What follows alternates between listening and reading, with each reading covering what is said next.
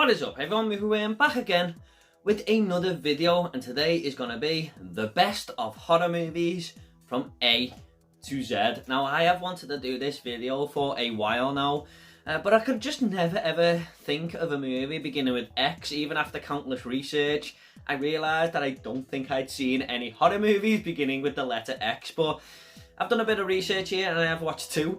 I think there's only about 8 or 9 of them ever made, but these two are apparently the best, and I enjoy both of them really, so I will mention them too when I get to it. Of course I'm only going to pick one. But I have also done my favourite, most rewatchable movies, A to Z, and the best of the best movies altogether, A to Z as well. So if you want to check them out, they will be down below. But this is going to be the A to Z of horror, my favourite genre. So let's just get into it. And by the way, we are not starting at A, so there's a little bit of a surprise. We are actually starting with a number. Okay, for a number, we do have 28 Days Later, directed by Danny Boyle. I know there's a lot of talk about this movie when it first came out, like 20 years ago now, because at the time, it was quite visually stunning to see Cillian Murphy's character just come out of the hospital there in the middle of London, and the streets were just empty because he's been in hospital. I think it's for 28 days, hence the title. And there's been like this outbreak, this virus. I don't want to say zombie outbreak because in my horror movie collection, a lot of people got upset saying, it's not a zombie movie. Okay, doesn't really matter. But yeah, it was just quite, stunning to see him walk the streets of London and it just be totally empty. But this is a really, really great movie because at times it is quite slow paced with lots of character building and saying what has gone on in the world, but then when the horror moments hit, it does just ramp up really quickly there. And it's a really enjoyable film with great characters, but also some brutal characters along the way. And it's just a movie about survival in a post-apocalyptic world. And it does have a sequel 28 weeks later, and I've heard that it's meant to be 28 months later coming, but I've heard that for longer than 28 months. But 28 Days Later, really, really great British movie, I feel. And I couldn't really go with anything else for a number, so for that we have 28 Days Later.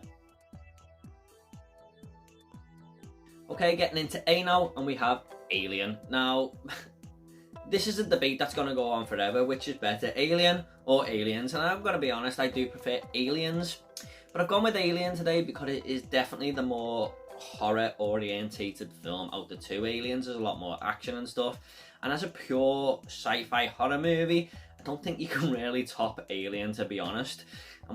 It's just a lot of tension build up in this movie. These characters are kind of going to answer this distress call on this planet that has never really been visited, or no one knows what's on there. And we get down there and there's a bunch of eggs and stuff, and a creature, this scorpion looking creature goes onto someone's face there, and they get it off and they think everything's okay. But one of the most iconic cinema moment scenes where they're all having dinner and this alien just jumps out this guy's chest, the chest burst scene. I mean, that must have been pretty horrific in cinemas back then when you didn't know what was coming, when the internet couldn't ruin things. And just from then on, this alien starts to grow in size and starts to pick off this crew, and it's down to Sigourney Weaver, one of the, I would say, most iconic female heroines out there, still to this day. And she, really started something there, I feel, especially when she went to Aliens as well, where she stands out above all the Marines, and she has to take on this creature, and it's just a really, really tense game of cat and mouse in the end. Brilliant movie, really does take its time, but perfectly paced, if you like, and just an iconic film from Ridley Scott, isn't it? So with A, I've had to go with Alien. For B is going to be The Blair Witch Project. I forgot to mention, but I'm not including the or A at the start of the title, so The Blair Witch Project is B, not T.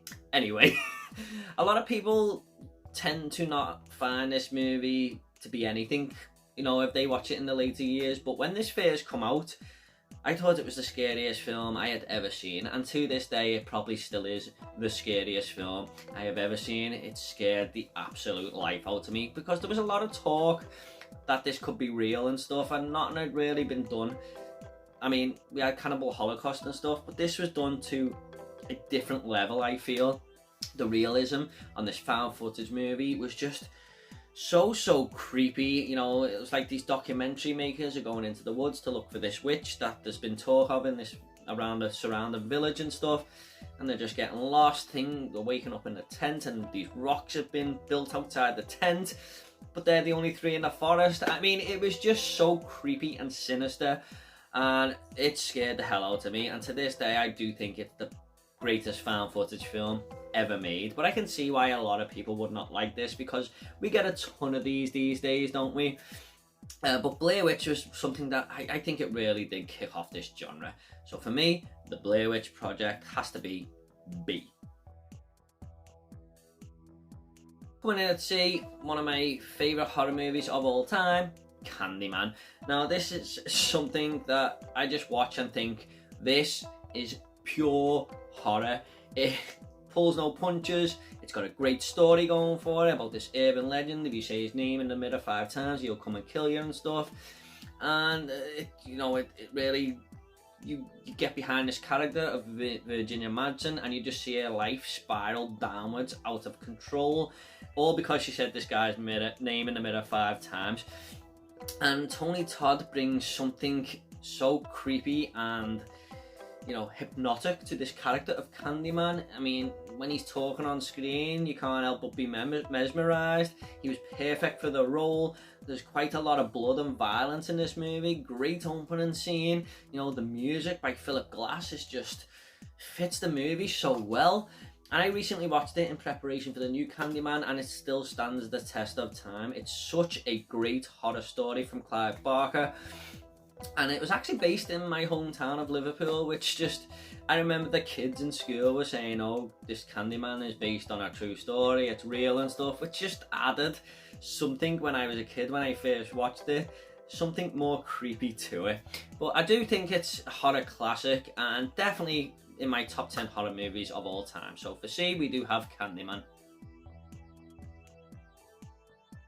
Coming in at D, we do have George A. Romero's Dawn of the Dead. In my opinion, the greatest zombie movie ever made, and it does carry that retro zombie vibe that you used to get from the 70s and 80s zombie films there.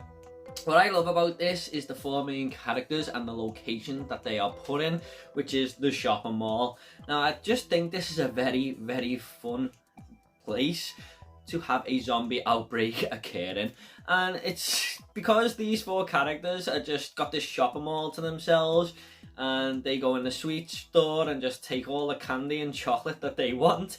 They go to the gun store and just take all the weapons, and it's just like, if I was in this shopping mall, in this zombie outbreak, this is exactly what I'd be doing. But they are 4 great main characters as well. You got Ken Foree from Kenan and Kel, who played Kenan's father there, with a sniper rifle running around. Flyboy, you know, his wife there as well. And it's just one of them films that you can just sit back and just think, this is how zombie films should be made. And they think they're flying as well, but then the motorcycle gang come in later on, and it's not only zombies they've got to break, you know, a zombie outbreak to deal with. And there's some great gore effects by Tom Savini, who was also in this movie, I believe. The only thing that holds it back for me is the look of the zombies. I mean, they kind of spray painted blue there. If they looked better, I mean, there would be no competition, in my opinion. But a lot of people say that holds the movie back. I do agree a little bit. They could have looked better, but I just have so much fun with Dawn of the Dead. I think it's an absolute classic. In my top 5 horror movies of all time, in all honesty.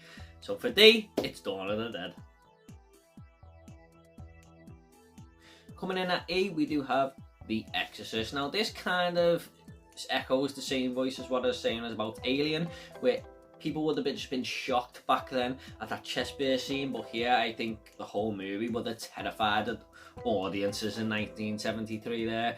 There were talk about nuns outside the cinema saying don't go in, people fainting, coming out of the movie and stuff, and it just makes me want to be transported back to that time to watch this film on the big screen on its opening night. Because as much as this movie doesn't really scare me these days, I think back then it would have absolutely terrified me. Religion was a much bigger thing, I feel, or Christianity if you like. I mean, I know it's massive now, but you do see a lot more atheists and stuff, and I would have just brought a lot more believability to this movie, I feel. It was like nothing had been made like this before, and it was a stepping stone in the horror genre. It was a pretty historic moment, I feel like, more than a stepping stone, should I say. Great performance from Linda Blair in here as this young girl who's been possessed. Some horrific scenes, and why it's been taken out of the theatrical cut, I don't know, but there's a scene in director's cut where she does this scorpion walk down the stairs, and I'm like, oh my god. And there's another scene where we just see Pazuzu's face flash on the screen there. I mean, it freaks me out every time, that part, I'll admit that one. But it's a borderline masterpiece, The Exorcist, isn't it? So I had to put it there for E. It just had to be. Coming in at F, we do have more on the border of a thriller movie, but there is a lot of horror elements in here, and that is Frailty. In my opinion, one of the most underrated movies of all time, starring Bill Paxton, who a lot of people do love, and directed by Bill Paxton. It's just one of the best movies I've ever seen, I think. This is like nothing I've seen before. It's basically this man who comes home from work, tells his two children that he has been visited by an angel, and this angel wants him to go out and slay these demons who are disguised as humans. One of the sons believes him and the other one doesn't, and he actually goes out to do the work that this angel has told him to do, and you don't know which side to be on. It's got an absolutely brilliant twist ending. It's just a great story to follow, it really is. It's one of them that you just have to see yourself, but I recommend this movie to everyone because it's just so underappreciated, and it's criminal that this movie is as underrated as what it is. So if you're looking for something different and something like a really, really great movie, like this is a solid 9 out of 10. Look no further than Frailty, so I had to put that in there for F. Now getting on to the letter G, we do have a blend of horror comedy here. There is only a couple of these in the list, I promise, but that is Gremlins 2. Yes, I do prefer the second movie over the first. I just have a lot more fun with this one. I mean, I do like Gremlins, the first one, but this one to me is just... The Gremlins are causing absolute mayhem in this skyscraper, aren't they? It's more chaotic, more fun to me. And I just love, like, you've got a gremlin there who is sort of turned into this bat. And then there's another gremlin who's like this professor, and he puts these glasses on and starts talking very goofy and stuff. Hulk Hogan's in there. It's just an absolutely crazy film, it really is. Christopher Lee also makes an appearance as this like really very serious doctor who's like doesn't care, he experiments on rats and stuff, and he's just like not a very nice character, but it's always good to see Christopher Lee in films, I suppose. I mean, it's just a fun movie. I have a lot of fun with Gremlins 2, and I've seen it so many times as a kid, so I had to put that in for G. Sorry Gremlins 1 fans, but I just prefer the second one. Getting into H now, we do have Halloween by John Carpenter. Now, this is a movie that gets better every single time I watch it. I just appreciate how simple but effective it is. And we've just had Halloween Kills there, so I think a lot of people have been watching the Halloween franchise lately. But it's just such an easy storyline to go with. Guy kills his sister, comes back, starts stalking babysitters in, to pursue another family member. Nothing special about it, but the way John Carpenter shoots this, the musical score that's in there, possibly the greatest horror movie, music score ever there. Everything just comes together, and just kind of makes the movie almost perfect in my opinion. I mean, Michael Myers was born here as an iconic villain, going up against Laurie Strode, who is everyone's favourite scream queen there. Not mine personally, but she is at the top of a lot of people's lists. Love the whole setting of this little neighbourhood in Haddonfield. The boogeyman is out there on Halloween night and everyone's freaking out. You know, Donald Pleasance with a great performance in pursuit of Michael Myers. It's just such a good movie. It really is. It's one that you watch every Halloween. And like I said, it just gets better every time I watch it. So, yeah. Another one that's in my top 10 horror movies of all time. I had to put Halloween for H. Okay, getting on to I now, and we do have Stephen King's It. Yes, the miniseries I'm talking about here. This is a movie I grew up with. I've seen it so many times, even though it's 3 hours long. I used to watch it all the time.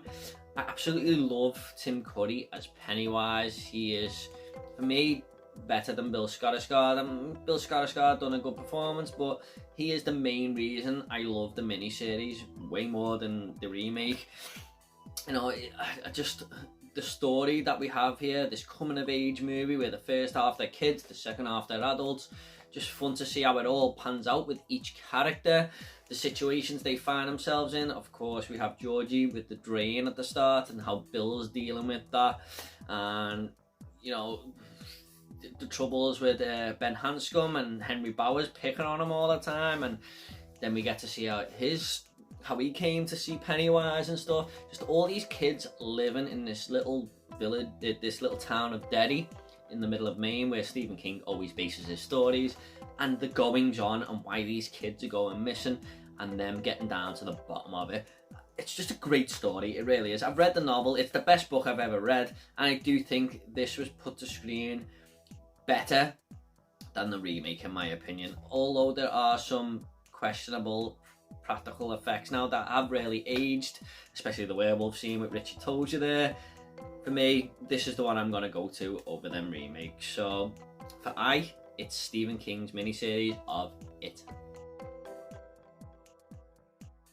Getting on to J now, we do have a lot of people's favourite movie. I didn't quite realise till I started YouTube how many people actually love this film, and that is Jaws from Steven Spielberg. And when I started YouTube, I rewatched it to see, was it as good as I remember? And yes, it really is. This is a fantastic film.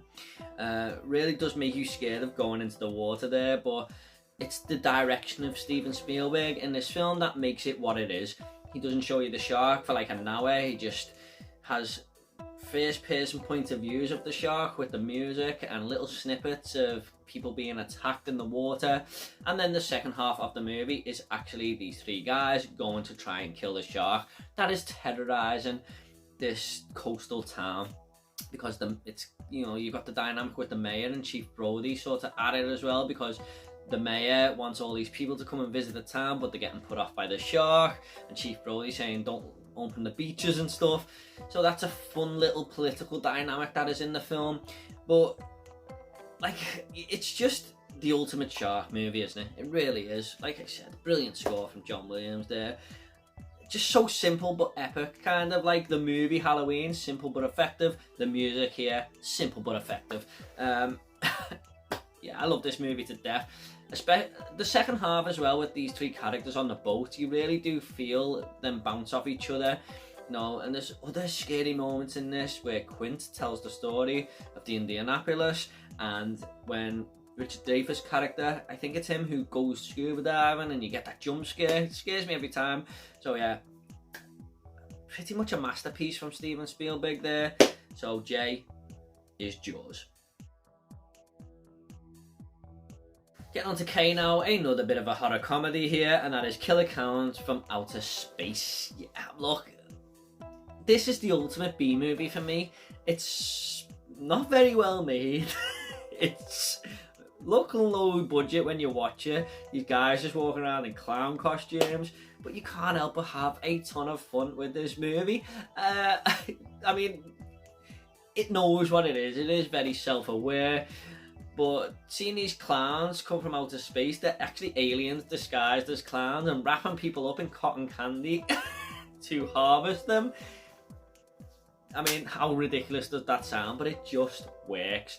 This is just one of them movies that is so bad it's good. It's such a fun time. I love the look of the clowns, even though, like I said, they're clearly costumes and stuff. But it's just so fun.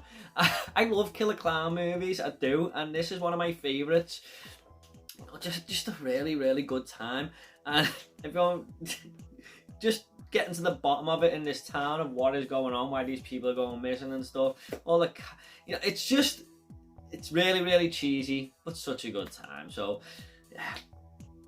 Killer Clowns from Outer Space is K. Coming in at L, we do have one of my most rewatched films of all time, The Lost Boys from Joel Schumacher. This has just got 80s nostalgia stamped all over it. This is the ultimate in 80s movies, and it sees two brothers move to this town with their mother and grandfather, who is an absolutely bizarre and wacky character, by the way. He's great in the movie. And this is the murder capital of the world. And the reason it's the murder capital of the world is because David, played by Kiefer Sutherland, and his gang are vampires, and they're feeding on people of the night at this funfair attraction that is the main draw of the town where everyone hangs out. But it's just such a fun movie, it really is. There's so many hilarious moments, but there's also some pretty horrific scenes as well, especially when David shows Michael, one of the brothers, what they are, and they just see these people in the outback there in this forest and just feed on them. Oh, it's a pretty grim scene. We've got, the main guy who's the main vampire, his dog chase Michael's mother straight down the path there, and you're just like, whoa, this dog's just taking no prisoners. But the movie altogether is just, there's a reason it's one of my most rewatched films of all time. Great characters, the Frog Brothers and stuff. So yeah, Corey Haim in there as well as the main protagonist. He's great. So yeah, Lost Boys had to be for L. Coming in at M, I was going to pick Misery because I do feel like it's one of the greatest films ever made. It might even be a 10 out of 10 for me, but I don't know if it's a full-blown horror movie. I think it's more leaning towards thriller. Let me know what you guys think in the comments. Do you think that's a horror film? If you guys think it is, I would go with Misery. But I've gone for a very, very controversial pick here because a lot of people seem to hate this film. I know it's a Marmite movie, but I do see a lot of people hating on it more than liking it. But I absolutely love it. And that is Midsommar, yeah, from Ari Aster. He has made 2 horror movies, and I think the both of them are the best horror movies of the past decade. And I really don't know which one I prefer. I really don't. But Midsommar is a horror movie that takes place in broad daylight. Just this group of friends going to I think it's in Sweden, the Swedish countryside basically, but this cult are there getting up to all sorts, and these characters can't quite believe what they're seeing at times. And Florence Pugh's character goes with her boyfriend and his friends because a family tragedy has happened, and she is absolutely amazing in this movie. But I just love it to death. I do. I think it's so well paced, takes its time, unravels itself slowly to the viewer. I love it to death. I think it's so well shot, visually stunning. I really don't have too many complaints with it. I don't know why people don't like this movie, because I think it's pretty much a masterpiece. I really do. I just think it's absolutely fantastic. So if you haven't seen Midsommar, give it a go and see what you think. But for me, especially a part in the middle on a cliff edge, that was when the movie really said to me how serious it was and it weren't messing around. Yeah, I love Midsommar, absolutely. I had to put it there for M if it weren't for Misery. So yeah, controversial pick, but I've gone with Midsommar. Coming in at N, we do have one of the Nightmare on Elm Street movies, but it's not the first one. I've gone with A Nightmare on Elm Street Part 3, The Dream Warriors. This is the movie that kind of got me into horror in the first place, because I begged my mum and dad to let me watch Freddy Krueger films when I was little, and he finally came home one day and said, there you go, there's a Nightmare on Elm Street 3. Why he picked 3 I don't know, but I'm glad he did, because it is the best one in the franchise in my opinion. I love the location of the mental hospital. The group of characters absolutely make up this movie, because they're all suffering with the same dream of the same person, and that is what connects them, and they all come together in the dream to try and take on Freddy. But I do feel like this has the best kills in the entire franchise, where we see Jennifer get lifted up, who wants to be a TV star, and Freddy just says, this is your big break in TV, and shoves her head through the TV screen. We also have Philip with the veins popping out there, and Freddy's using him as a puppet because he sleepwalks, and as he's sleepwalking his veins pop out and he's like this. Freddy's like the puppet master, and Freddy in this is perfectly balanced between comedy and, you know, horror. I mean, he's really scary, but he comes out with some great one-liners, but the dark humour, they don't go into stupid territory like the later films, like Freddy's Dead. But this is a true sequel to the first movie. I love the second one as well, but it didn't really have anything to do with that first film. This is the true sequel. You see Heather Langenkamp coming back to try and help these kids in the hospital. I love it. I love it. I absolutely adore A Nightmare on Elm Street Part 3, The Dream Warriors. So that had to be there for Coming in for O, we do have The Omen. This is a movie I rewatched not long ago, and I absolutely loved it, actually. This is about Satan's child, and he's living with his family, and weird things start to happen around him. And very early on in the movie, this nurse says, this is for you, Damien, in the middle of his party, when it's, I think he's like his 6th birthday party or something. She jumps out the window with this noose around her neck, and it really does make you sit back and take notice what is going on with this kid, and all strange murders start to happen around him. It's like he's being protected by dark forces. Some great kills in this movie, by the way. There's like a decapitation scene later on in the film that is just so effective.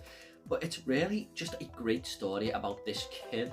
And he is sort of being lined up to take over the world, basically. So I just think it's such a clever and well done horror movie. An absolute classic. And quite chilling at times. So for O is The Omen. For P, we do have my second favourite horror movie of all time, and that is Psycho from Alfred Hitchcock. What a film this is. The way Alfred Hitchcock directs this movie is nothing short of masterful. He takes this main protagonist, and you follow her for half the film, and then we are suddenly switched to another character. We have a great moments, like iconic horror movie scenes here, like the shower scene, of course, the ending where Anthony Perkins is, Norman Bates, sorry, played by Anthony Perkins. Something is revealed about him at the end of the film. Just this woman who's gone to this motel, and there's something not right with Norman Bates, put it that way. It's kind of like Halloween, just a very, very simple movie, but very, very effective. But the way Hitchcock directs it is just unbelievable. That shower scene, I think there's like 27 or 28 different shots with the music and stuff. The music in this is fantastic. The black and white as well. I mean, I don't think I'd like this film as much if it was in colour. That just adds to it. It's an absolute classic, and one of the greatest films ever made. I done a top 25 movies of all time when I first started YouTube, and this was like 18th, I think. So, yeah, Psycho is for P. Coming in a Q, not too many films with the letter Q, but I have gone for A Quiet Place Part 2. One of the greatest cinema experiences I have ever had. You could hear a pin drop in the cinema, and it just added so much to the tension of this film. Thank you, cinema audience, for being very quiet during that film, because it wouldn't have been anywhere half as good if everyone was speaking, which doesn't tend to happen too much to me, in all honesty. But from the opening scene, what a great opening moment that is. John Krasinski can direct films, man, and he directed the shit out of this. I loved the scenery, the look of all the locations kind of reminded me of The Last of Us video game. I hope the HBO miniseries take inspiration from this, because that's exactly what it looked like. If the world was going to end, it would look like this. And these creatures, if you make a sound, they're just going to hunt you down in seconds. It's a terrifying prospect. Great performances from the kids, especially the young deaf girl there. I'm really sorry, I forgot her name. Emily Blunt, fantastic in this. Cillian Murphy, we spoke about in 28 Days Later, just adds so much to the film, and it ended on a perfect note for me. I mean, I've seen a lot of people complain that they wanted a little bit more, but for me, that ended perfectly and sets up part 3. I can't wait for that. So, yeah, just a brilliant movie. It really is. I know the first one is great too, but I definitely prefer part 2 over the first. I just had a lot more fun with this one. And it was a lot more tension. I think the cinema trip did add to it, but just a very well directed film. Well acted. Great. Visually stunning. Q is A Quiet Place Part 2. Coming in at R, we do have a movie that is kind of like The Omen, but not really taken from the same perspective, and that is Rosemary's Baby. Now, this is one of the films that is very, very slow paced, but it works so well in its favour, because it's just about this young woman who's had a baby and her husband, and they're in a block of flats, and the people who live in the apartment block are really over friendly and stuff, and you're just thinking, what is going on here?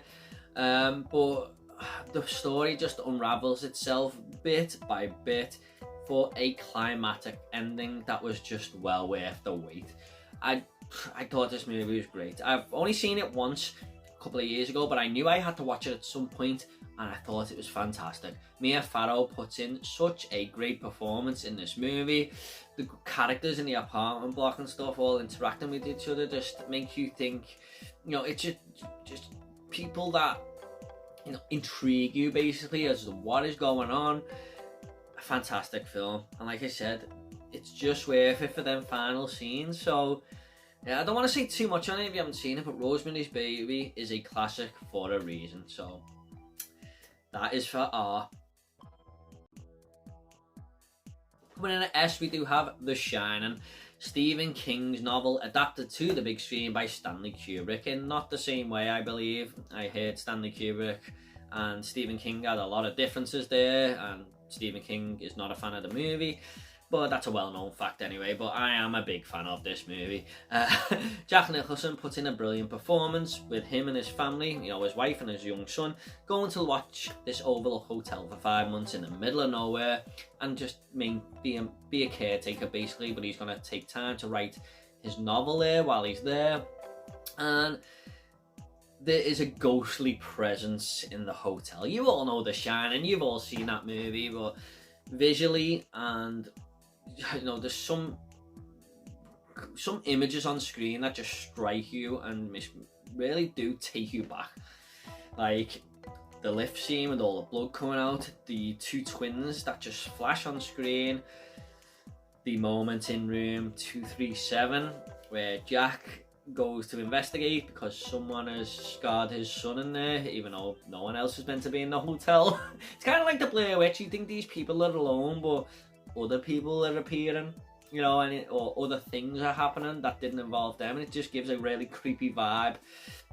But what a performance this is from Jack Nicholson. It really is. Here's Johnny, one of the most iconic moments in movie history, isn't it? Not just horror movie history, but movie history. Absolute brilliant masterpiece from Stanley Kubrick. So for me, the S is The Shining. Coming in at T is the greatest horror movie ever made, in my opinion, The Texas Chainsaw Massacre from Tobe Hooper. Spoke about this many times on the channel because I've done my end of month vlogs where I talk about every movie I watched, and I've watched this quite a few times now. Actually went to cinema a couple of months ago to see this. What an experience that was. Where do we even start with it? I mean, the realism of this film is what makes it such a great horror movie, because it's so realistic and it's based on a true story. you know, the again case. So to me, that is terrifying, because there's nothing more scary than humans, what they are capable of, and this movie just shows why humans should be feared. It's just about this dysfunctional family in the middle of Texas killing people, basically. And I always say this when I talk about it, but you wouldn't put it past a dysfunctional family being in the outback of Texas right now, would you? Getting up to all sorts. You just wouldn't put it past them. But it's just really well directed from Toby Hooper. You know, it was almost documented. Such a gritty feel to it, a very grainy look that just works. Yeah, I mean, some of the scenes in this are just iconic, where we first see Leatherface and he hits Kirk with the hammer there, or another moment where Pam is running out the house and Leatherface chases her and pulls her back into the darkness just as she thinks she's escaped, and she's thrown on that meat hook. I mean, it's only a 80-minute movie, but it's just exceptional. It really is. From start to finish, there's not too many complaints about it. One of the greatest films ever made, in my opinion.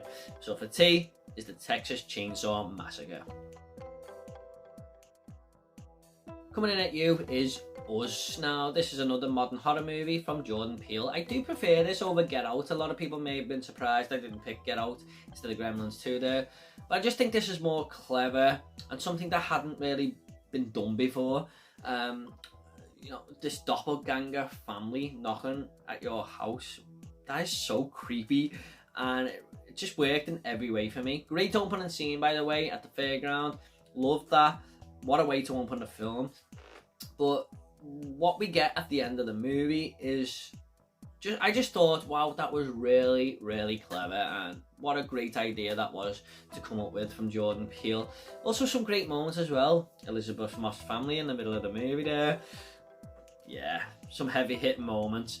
But I thought, for me, I had to go with this for you. There's not too many horror movies beginning with you, but this was about the best, I thought, and it is a movie I do like. So for you, I have gone with Us.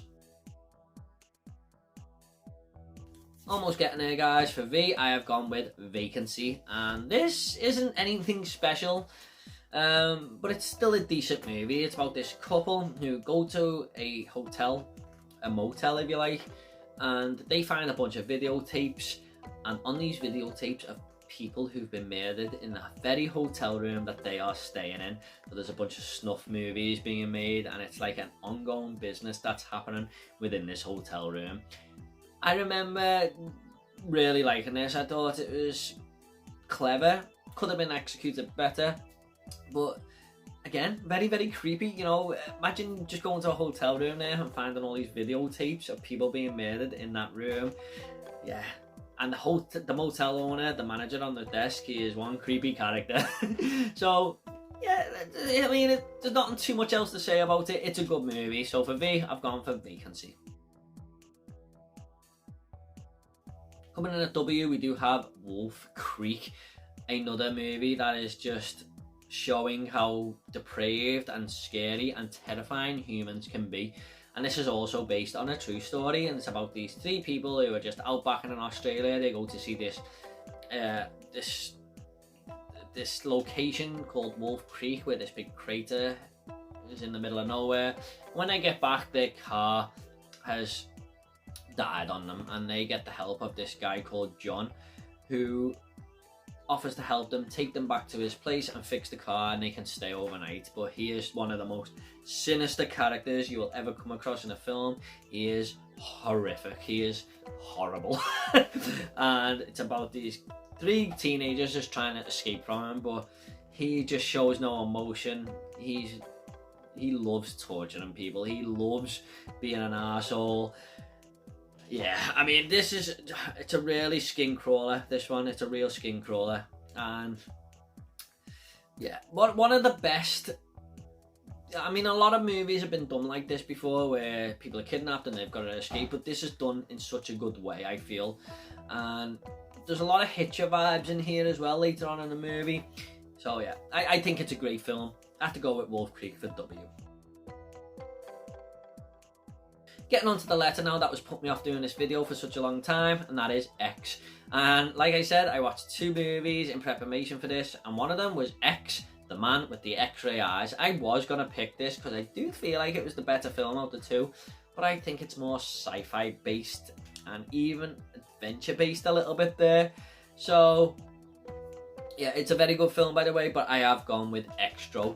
Now this is a low budget horror movie about this family, and the dad goes missing, and the little kid sees that he was taken by a UFO or whatever, and he's told his parents and all that. They obviously don't believe him, and then the dad comes back like 3 years later, but the mum is in a relationship, and he starts hanging around the family and trying to make do with this kid and make it up to his wife what's been happening.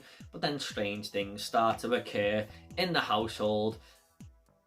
Yeah, but that's all I'm gonna say. But I do think it was quite a clever movie for the budget they had. You can tell it's very low budget. A lot of care has gone into this film. You can tell they were passionate about the project when they made it, and to see a small toy soldier come to life there and start terrorizing people later on in the film was fun to see. I enjoyed this. I thought it was quite good, and I'll be surprised if there's another movie beginning with X that beats this one. There's even an Extra 2 and 3 which I haven't checked out yet, but I enjoyed this. I thought it was decent stuff. So for X, I've gone with Extra. Coming off for Y, we do have You're Next. Now this is a home invasion film turned on its head. So it's about this group of invaders come into this house with these animal masks on and start to kill this family off one by one in very horrible and murderous bloody ways basically.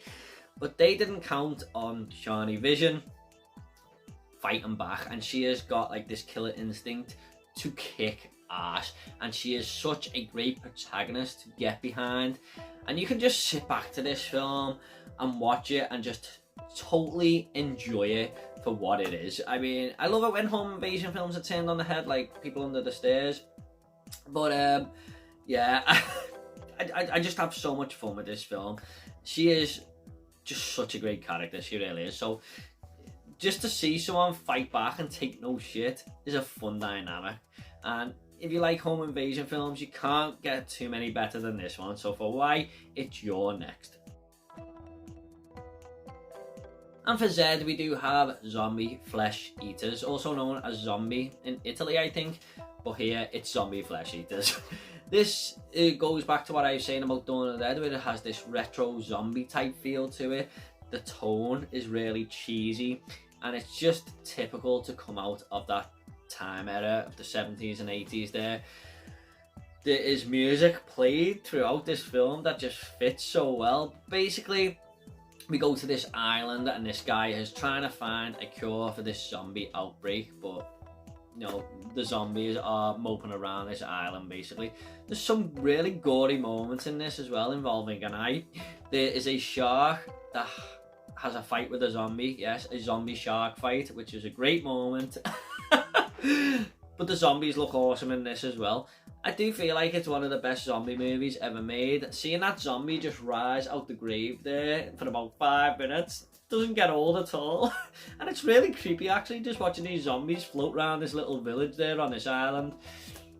But yeah, I think this is a really, really great zombie film. The cheesiness just adds to it and makes it that extra bit special. And I do feel like that's when the best zombie movies did come out, when they were just cheesy and asked you to have fun with them, and Zombie Flesh Eaters is one of them. But it's also a really, really great movie as well. So for Z, I've gone with Zombie Flesh Eaters.